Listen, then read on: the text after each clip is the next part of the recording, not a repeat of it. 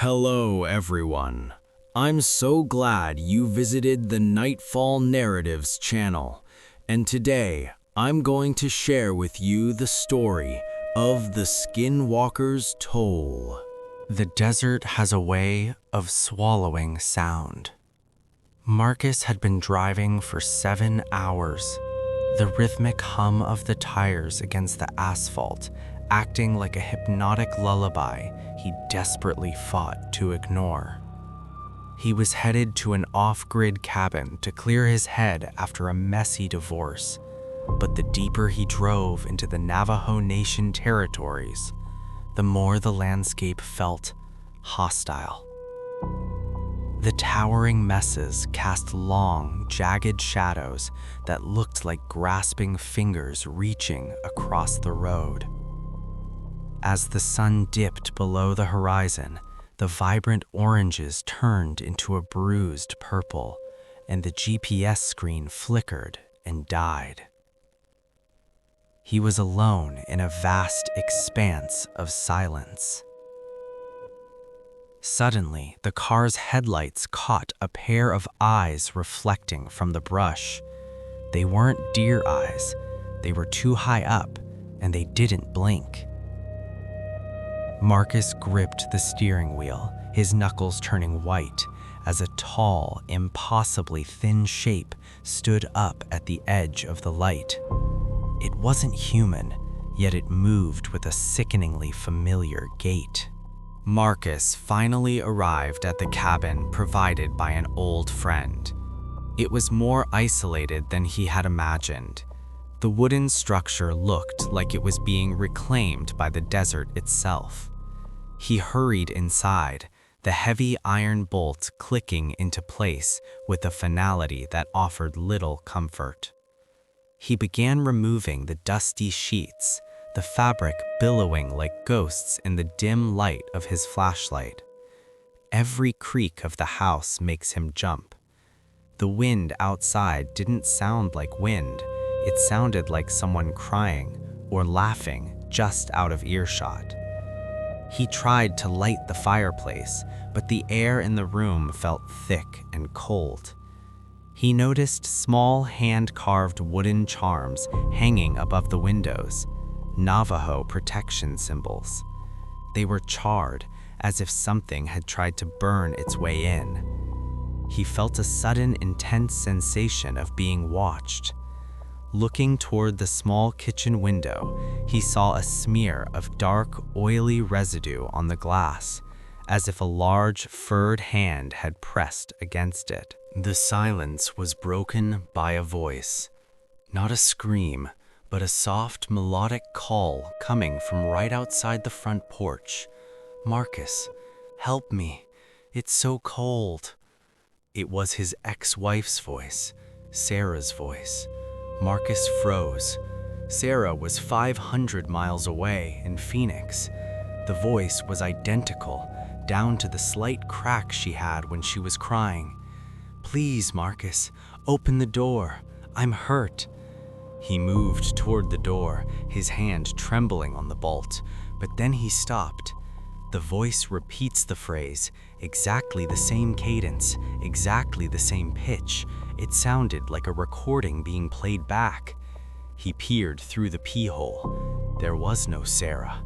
Instead, standing in the middle of the porch was a creature covered in mismatched patches of coyote and wolf fur.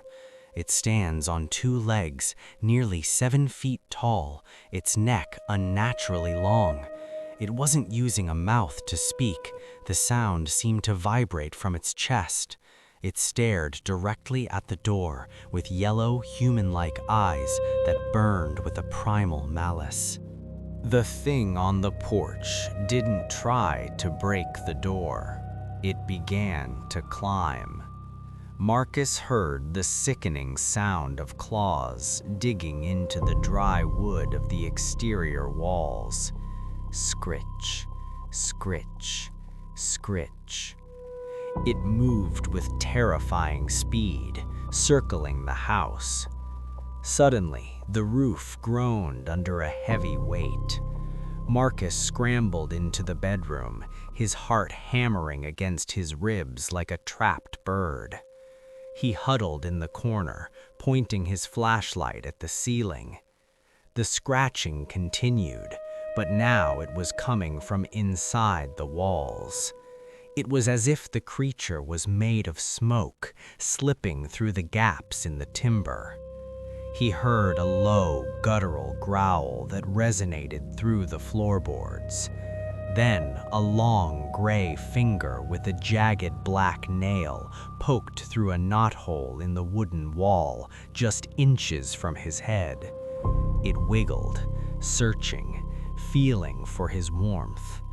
Marcus held his breath until his lungs burned, watching the finger retract as a foul, metallic smell filled the small room. The smell of old blood and wet fur. Driven by a desperate need to find a weapon or an escape, Marcus remembers a trap door in the pantry. He descended into the basement, the wooden steps groaning under his weight.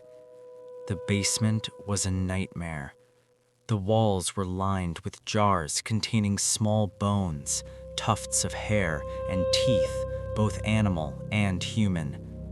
In the center of the dirt floor was a shallow pit filled with ash and charred sage. He realized this cabin wasn't a retreat, it was a cage. The previous owner had been a practitioner of dark arts, trying to trap or appease the skinwalker. He found a stack of old journals. The handwriting was frantic.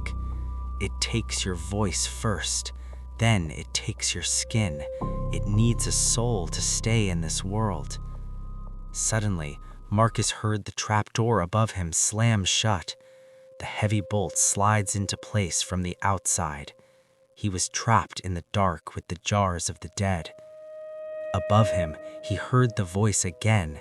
This time, it was his own voice calling out from the kitchen. "I think I'm safe now. I'll just stay down here." Marcus realized the entity wasn't just a monster, it was a thief of identity. He began stacking rotted crates beneath a small coal chute, his hands slick with cold sweat. As he worked, a shadow detached itself from the corner.